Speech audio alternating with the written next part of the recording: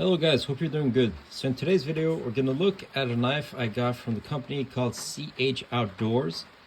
So recently I was looking at different more affordable or budget knife options online, and I saw CH Outdoors, so I reached out to him and he agreed to send me this knife for review.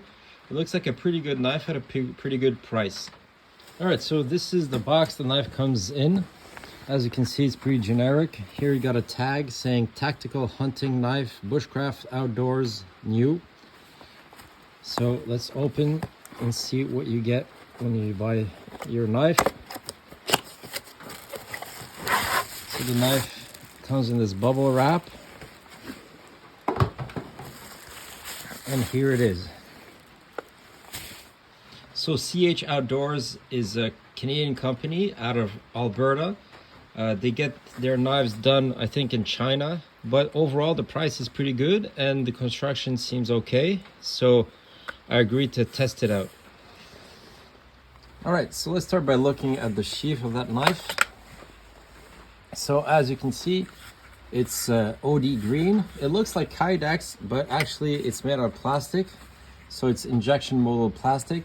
It's made out of two sections. You have this belt loop, this metal belt loop that seems quite robust, and the retention is pretty good.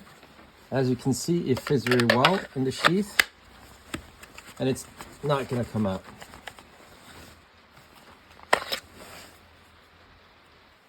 All right, so let's take a look at that knife. It's somewhat reminiscent to the Miller Bro knife designs, although significantly smaller, but overall it looks like a pretty nice design. It's a full tang knife.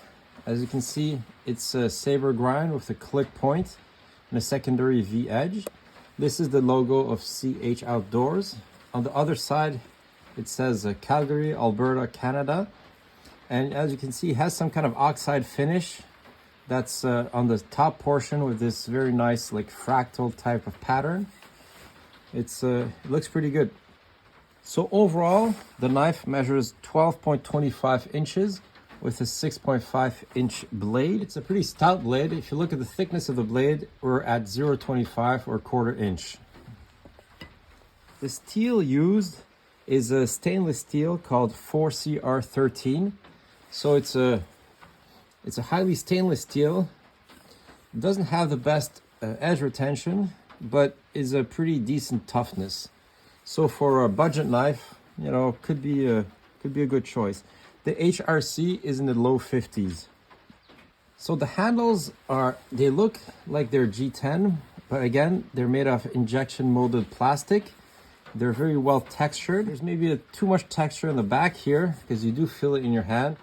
You also have these two lanyard holes in the back, and the pommel extends over here. So the handles are pretty comfortable.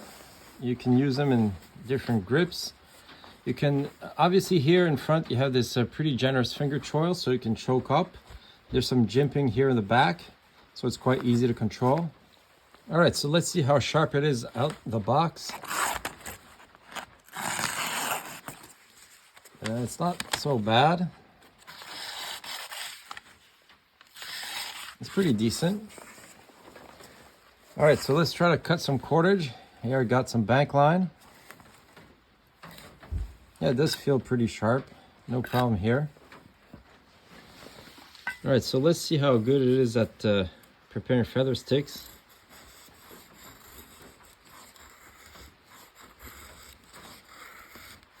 It's pretty easy to control. It glides in the wood easy.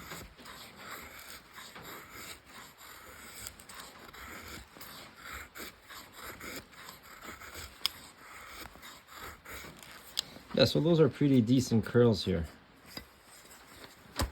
So let's try to make some notches. I can feel that it's pretty thick behind the edge, but it does get the job done.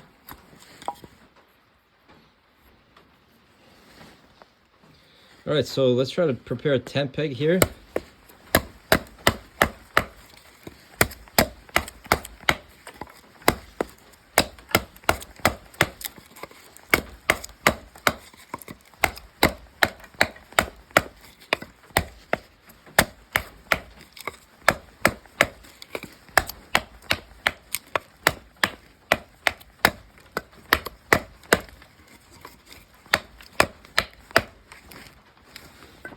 Pretty good.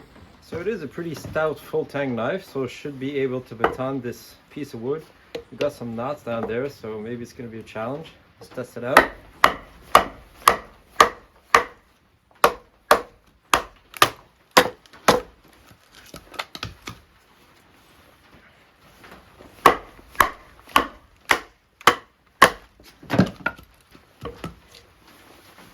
No problem.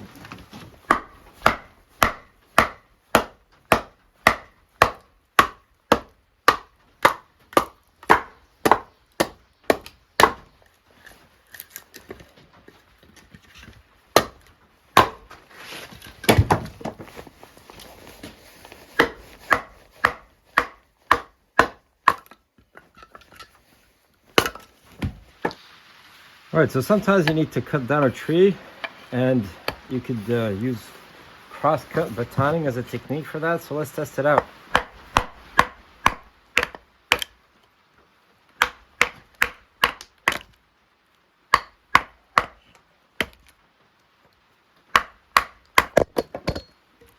Easy.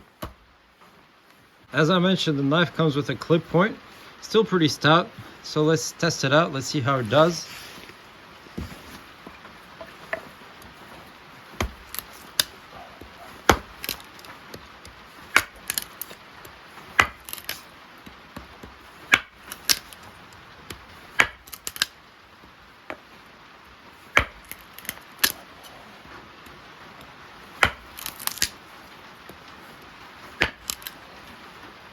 Yep, pretty good. Still intact. All right, so let's see how this clip point penetrates.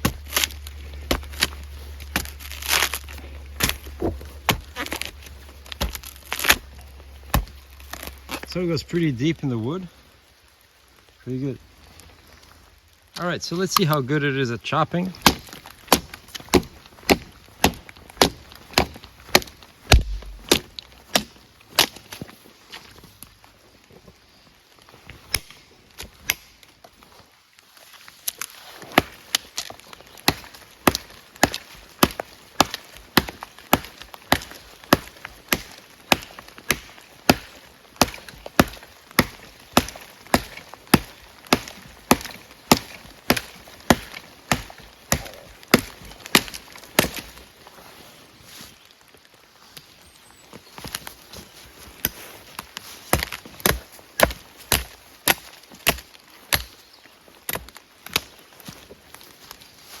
All right, so overall, what can I say about this knife?